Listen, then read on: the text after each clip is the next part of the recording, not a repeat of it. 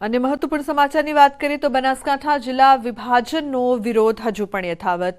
ધાનેરામાં વિભાજનનો વિરોધ યથાવત છે। જડિયા ગામે રાત્રિ બેઠકમાં લેવાયો છે નિર્ણય। સર્વ સમાજના આગેવાનોની માંગ બનાસકાંઠા જિલ્લામાં યથાવત રાખવામાં આવે તેવી માંગ। હાથમાં બેનર લઈને નોંધાવ્યો છે વિરોધ। મોટી સંખ્યામાં ગ્રામજનો એકત્રિત થઈને હનુમાન મંદિરે બેઠક યોજવામાં આવી।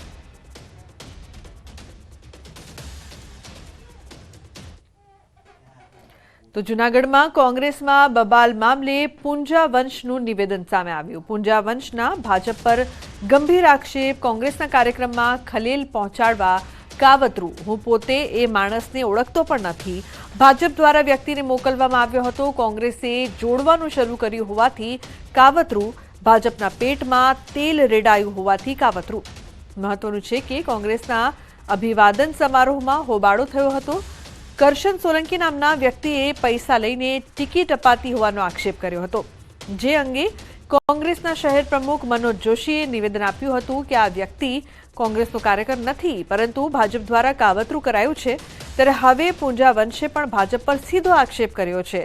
ત્યારે સત્ય શું છે તે સમયની સાથે જ બહાર આવશે। हमारा वोट में 30 वर्ष त्या છું એમ કહે છે ને બાપુજી મમ્મે ટિકિટ માં અને આપણે જીતાભાઈ રેલી માં હું ગયો છું અને કે તમે સભ્ય નથી।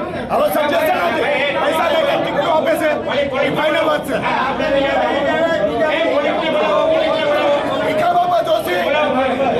ભીખા બાપા જોશી ને મનોજ જોશી પૈસા લઈને ટિકિટ આપે છે।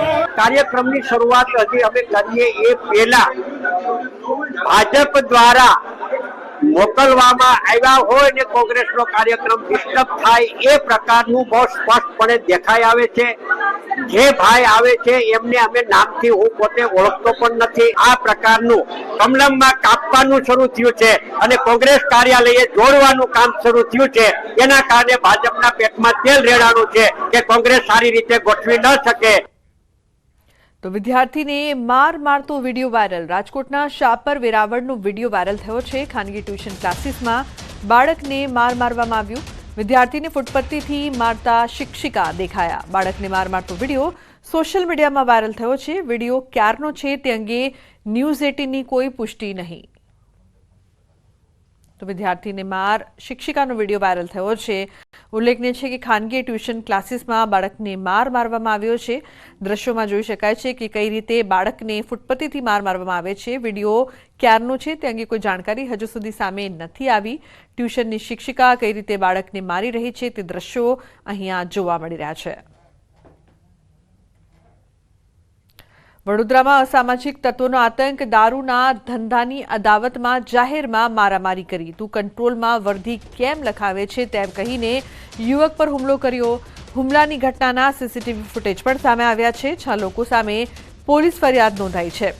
તો આ તરફ સામા પક્ષથી પણ ફરિયાદ નોંધાવાઈ છે। સામા પક્ષે ઝઘડો કરીને બદનામ કરવાની ધમકી આપ્યાની ફરિયાદ નોંધાવી। પોલીસે બંને પક્ષે ગુનો દાખલ કરીને વધુ તપાસ હાથ ધરી છે।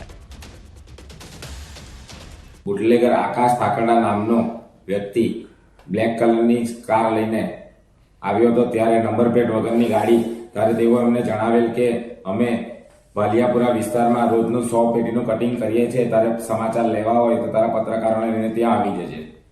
ત્યારબાદ તેઓએ અમને માથાના ભાગે 5 વખત પટ્ટા મારેલ અને જાનથી મારી નાખવાની ધમકી આપેલ। આજરોજ અમે માંજલપુર પોલીસ સ્ટેશનમાં ત્યારબાદ બુટલેગર ભાઉ દરબાર, તેની સાસુ રમીલા અને સપના તેમ અન્ય ઈસમો વિશે માંજલપુર પોલીસ સ્ટેશનમાં ફરિયાદ આપેલ છે। વડોદરામાં જાહેરમાં લાફાવાડી અને પટ્ટાવાડી કરનારાઓની પોલીસે શાન ઠેકાણે લાવી દીધી છે। ગઈકાલે રાજમહેલ રોડ પરથી થયેલી જાહેરમાં મારામારી મામલે પોલીસે કાર્યવાહી કરી। ટ્રાફિક સિગ્નલ પર સાઈડ આપવા જેવી નજીવી બાબતે થઈ હતી મારામારી। જાહેરમાં વાઘ બનીને તમાશો કરનારા પોલીસ સામે બકરી બની ગયા। પોલીસે મારામારી કરનારા 3 વાહન ચાલકોની અટકાયત કરી છે। પોલીસે કાયદાનો પાઠ ભણાવતા 2 હાથ જોડીને માફી માંગી। સંજય મુલે, ધવલ સંજય મુલે, વિશાલ રામચંદ્ર સાલકર જાહેરમાં આ તમામ લોકોએ તમાશો કર્યો હતો। તો પહેલામાં જે દ્રશ્યો સામે આવ્યા છે, કઈ રીતે મારામારી રસ્તા પર કર્યા છે, ને પછી 2 હાથ જોડીને માફી માંગતા આ લોકો જોયા।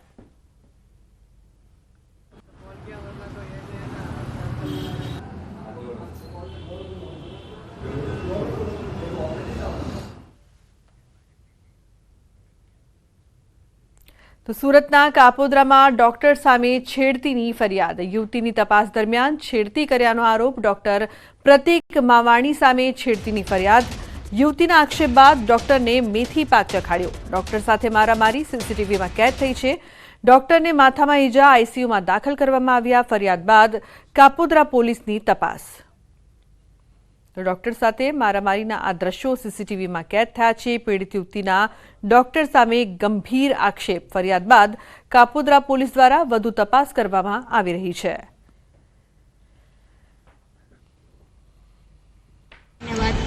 फ्लोरल वुमेन्स हॉस्पिटल में डॉक्टर प्रतीक मवानी जो गायनिकोलॉजिस्ट हैं उनके खिलाफ एक छेड़ती का गुना रजिस्टर हुआ है. इसमें धारा BNS की 74 और 75(2) के तहत दर्ज किया गया है. छेड़ती का आरोप लगा है. છેડતીની ઘટના સામે આવી છે. સુરતના કાપોદ્રા વિસ્તારમાં મારુતિ એક્સરે અને સોનોગ્રાફી નામની હોસ્પિટલમાં તબીબ દ્વારા સ્ટાફની છેડતીનો મામલો સામે આવતા મામલે પોલીસ ફરિયાદ નોંધાઈ છે. જે યુવતીની છેડતી થઈ છે. યુવતી આપણી સાથે સીધા વાત કરીશું. શું ઘટના બની હતી, ક્યારે બની હતી, છેડતી કરનાર વ્યક્તિ કોણ હતો અને કેટલી વખત છેડતી કર્યા બાદ તમે પોલીસ ફરિયાદ કરી છે? હા, હું અહીંયા મારુતિ એક્સરે સોનોગ્રાફીમાં કામ કરું છું અને મારું કામ રિસેપ્શનિસ્ટનું છે. અને પ્રતીક માવાણી કરીને જે સર આવ્યા હતા ને એમણે છેડતી કરી છે અને આ ત્રીજી વખત મારી સાથે આ ઘટના બની છે. પહેલી 2 વખત થયું ત્યારે સરનું કેવું અત્યારે એવું છે કે મજાક મસ્તીમાં થયું હશે અને ત્યારે હું એવું જ સમજીને મેં જતું કર્યું હતું. ના ત્રીજી વખત થયું ને અને જ્યારે મેં મારા ઘર પર વાત કરીને કે મમ્મી આ ત્રીજી વખત આની આ જ સિચ્યુએશન થઈ છે ત્યારે મારા મમ્મીનું કહેવું એવું હતું કે બેટા આ 3 વખત હવે સહન ન કરાય. એટલા માટે હવે અત્યારે હું ફરિયાદ કરું છું. આગળ એક વખત એક છોકરી સાથે થયું છે.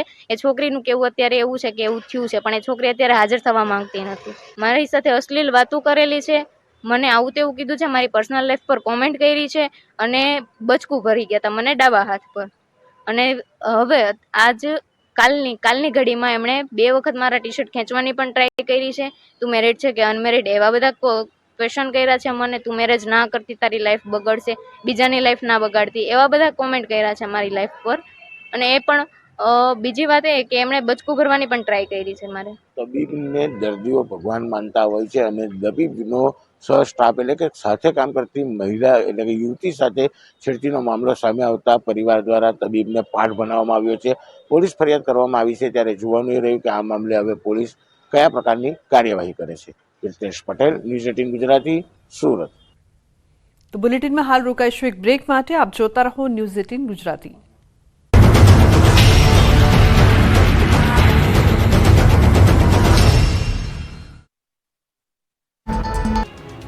અન્ય શહેરોની જેમ અમદાવાદના વિવિધ વિસ્તારમાં ખડકેલા દબાણો પર તંત્રે હથોડો ચલાવ્યો. અમદાવાદ શહેરના ઉઢવ વિસ્તારમાં રબારી વસાહતમાં અનેક લોકોએ સરકારી જમીન પર વર્ષોથી પાક્કું બાંધકામ કરી દબાણ કર્યું હતું. આ અંગે અમદાવાદ મહાનગરપાલિકાએ અનેકવાર નોટિસ આપવા છતાં દબાણો ન હટાવતા અંતે મનપાની ટીમે બુલડોઝર સાથે પહોંચી તમામ 300થી વધુ ગેરકાયદેસર મકાનો જમીનદોસ્ત કર્યા હતા. કેટલીક દુકાનો પણ તોડી પાડવામાં આવી હતી, જેથી દબાણકર્તાઓમાં સન્નાટો પ્રસરી ગયો. રબારી વસાહતમાં અનેક લોકો ઘર વિહોણા થયા, જેને લઈને હવે રાજનીતિ પણ ગરમાઈ ગઈ છે. જ્યાંથી દબાણો દૂર ત્યાં ગુજરાત કોંગ્રેસના પ્રદેશ પ્રમુખ શક્તિસિંહ ગોહિલ પહોંચ્યા હતા. સ્થળની મુલાકાત લઈને સ્થાનિકો સાથે વાતચીત કરી હતી. ઘર વિહોણા થયેલા લોકોની વ્યથા પણ જાણી. આ તકે ભાજપ પર પ્રહાર કરતા શક્તિસિંહે કહ્યું કે પથ્થર દિલ માણસ પણ અહીં આવે તો હૃદય દ્રવી ઉઠે. વિધવા મહિલાનું ઘર પણ તોડી પાડવામાં આવ્યું. યુવા નેતાને ટાર્ગેટ કરવા માટે મકાન તોડ્યા હોવાનો આક્ષેપ કર્યો. મહત્વનું છે કે એમસીએ રોડ રસ્તા પહોળા કરવા ઉઢવની રબારી વસાહતમાં 300 જેટલા ગેરકાયદે મકાનો તોડી પાડ્યા હતા, જેથી સ્થાનિકોમાં ભારે આક્રોશ વ્યાપ્યો છે. આ રીતે નડિયાદમાં પણ ધણધણ્યું બુલડોઝર. નડિયાદ ટાઉન પોલીસ મથકની સામે આવેલી 13 દુકાનોને દૂર કરવામાં આવી, જેના 1 દિવસ પહેલા આ દુકાનોના ભાડુઆતોને તાત્કાલિક દુકાનો ખાલી કરી આપવા માટે સૂચના આપી દેવામાં આવી હતી અને બીજા દિવસે સવારે મહાનગરપાલિકાની ટીમ દ્વારા આ દુકાનોને તોડવાની કામગીરી હાથ ધરવામાં આવી હતી. MGVCLની ટીમ અને મહાનગરપાલિકાના ડેપ્યુટી કમિશનરે પહોંચી દુકાનો તોડવાની કામગીરી હાથ ધરી. દુકાન તોડતી વખતે કોઈ અનિચ્છનીય ઘટના ન બને તે માટે નડિયાદ ટાઉન પોલીસનો ચુસ્ત પોલીસ બંદોબસ્ત ગોઠવી દેવામાં આવ્યો. આવનાર દિવસોમાં હજુ પણ નડિયાદમાં અન્ય ખડકેલા વર્ષો જૂના દબાણ ખસેડાય તો નવાય નહીં. બુધવારે મહાનગરપાલિકાના 2 JCB અને ટ્રેક્ટર સાથે સ્થળ પર પહોંચતા દુકાનદારોમાં નાસભાગ મચી ગઈ હતી અને યુદ્ધના ધોરણે ભાડુઆતો દુકાનનો સામાન ખાલી કરાવવા કવાયત હાથ ધરી હતી. ભરૂચના જંબુસર તાલુકાના સારોદ ખાતેથી જિલ્લાનું સૌથી મોટું દબાણ દૂર થયું. તાલુકા વિકાસ અધિકારી તરફથી 27 જેટલા દબાણકારોને નોટિસ પાઠવવામાં આવી હતી. 544 એકર પૈકી 510 એકર જેટલી સરકારી ગોચર જમીન પર દબાણ કરવામાં આવ્યું હતું. દબાણકર્તાઓએ ગોચરની જમીન પર કપાસ, મગ જેવા પાકનું વાવેતર કરી દેવાયું હતું. આ બાબતે તાલુકા વિકાસ અધિકારીએ સમગ્ર જંબુસર તાલુકામાં આવા ગોચરના દબાણો દૂર કરવાની અપીલ કરી હતી તથા આવનારા દિવસોમાં આવા તમામ ગામોમાં તપાસ કરીને સરકારી ગોચર ખુલ્લા કરવામાં આવશે તેવું પણ ટીડીઓ તરફથી જણાવાયું હતું. દબાણકર્તાઓએ